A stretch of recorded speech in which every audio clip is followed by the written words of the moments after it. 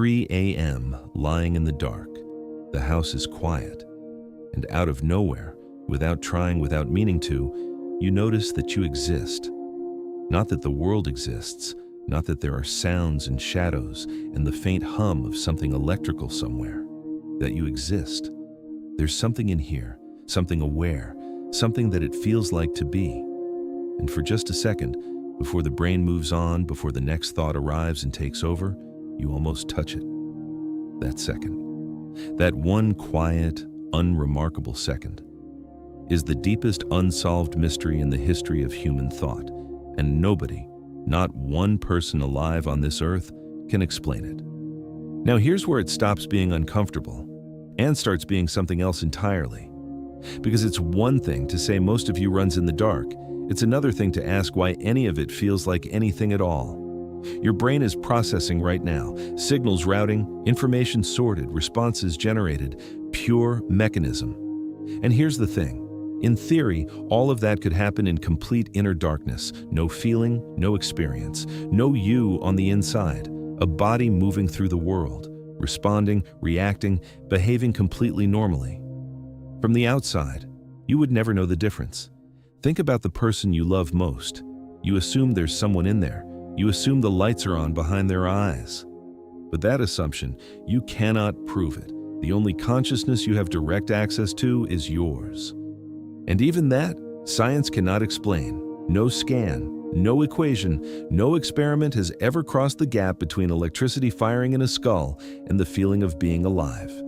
We can watch the brain process color. We can trace every signal along every pathway. But we cannot explain why color looks like something instead of nothing. Why a particular chord moves you. Why grief doesn't just change behavior, but hurts. Somewhere between the neuron and the experience, something happens. And nobody knows what it is, not one person. The people who've given their entire lives to this question, who've written thousands of pages, built entire careers around it, will tell you honestly. They don't know why you are conscious right now. They don't even fully understand what they're asking. And here's what makes that truly devastating. It's not that we haven't found the answer yet. It's that we don't know if an answer is even possible. Because every tool we use to understand the world, measurement, observation, experiment, works from the outside. But consciousness only exists from the inside. You can describe a brain in perfect detail, every neuron, every connection, every firing pattern across an entire lifetime, and you still won't find the feeling of being that person anywhere in the description. It's not hiding somewhere we haven't looked. It might be that it cannot be found that way at all, which means the thing you are most certain of, your own awareness, the simple, undeniable fact that it feels like something to be you, is the one thing the entire framework of human knowledge was not built to touch. But here's where everything turns inside out. Because we've been assuming something. We've been assuming consciousness is something the universe produces, that awareness is a byproduct, something that emerges eventually when matter gets complicated enough. But what if it works the other way? What if consciousness isn't something the universe creates, but the condition that makes the universe real? Imagine a cosmos with no awareness anywhere, no experience, no inner life of any kind. Particles moving, forces interacting, stars forming and dying for no one. A play performed before empty seats, not existing for anybody, which means, quite properly speaking, not existing at all. So what does that make you? Not an accidental passenger in a universe that doesn't care you're here. You might be the reason any of it is real. Tonight, you will lose consciousness. And as far as you are concerned, completely, totally, without exception, everything will disappear.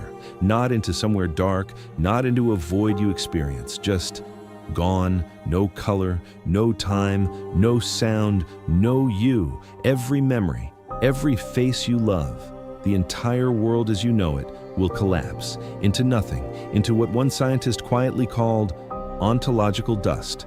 And at some point, without warning, without explanation, it will reassemble. You will reassemble. You'll lie there for a moment not knowing who or where you are. That thin, terrifying membrane between nothing and something. And then the brain will catch up. And you'll check your phone, make coffee, move through another ordinary day without once stopping to register what just happened.